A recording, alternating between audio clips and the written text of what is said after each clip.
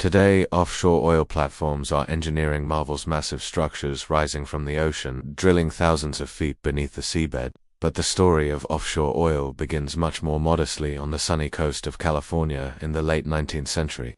In 1896, the small seaside community of Summerland, California became the unlikely birthplace of offshore oil drilling. Instead of building rigs out at sea, early oilmen constructed wooden piers stretching into the Pacific Ocean, from which they drilled directly into the seabed just offshore. These were the world's first offshore oil wells, and while the technology was primitive by today's standards, it was revolutionary at the time. Why? Because up until now, the oil industry had been entirely land-based. But by the 1890s, surface oil had already been discovered in Summerland, oozing from nearby beach sands. Once the onshore fields were tapped, drillers extended their operations into shallow waters just offshore, driven by the belief that offshore deposits could be even richer. These early wells produced modest but promising volumes of oil, enough to spark interest in offshore exploration around the world. But why take this big risk? What were the advantages of drilling out at sea?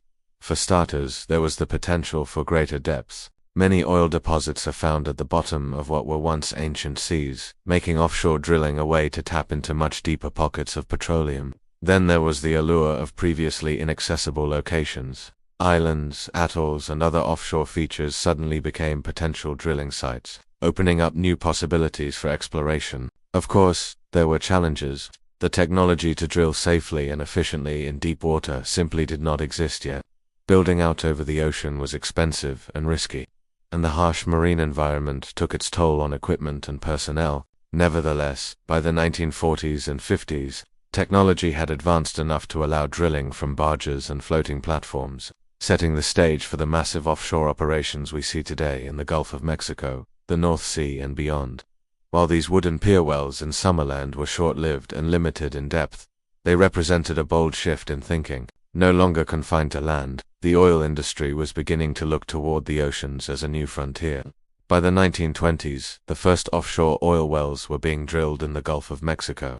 In the 1930s, the British began exploring the possibilities of drilling in the North Sea, and after a lull during World War II, the industry took off. By the 1950s, the world's first major offshore oil fields were up and running, including the massive Gulf of Mexico's West Cameron area and the giant oil field beneath the North Sea's Frigg gas field. Offshore drilling had come a long way from its humble beginnings on the coast of California. Fun fact, visitors to Summerland today can still spot remnants of old piers and abandoned wellheads, ghosts of the world's first offshore drilling site. Next time, we'll dive into the post-war boom, deepwater breakthroughs, and how offshore drilling went truly global.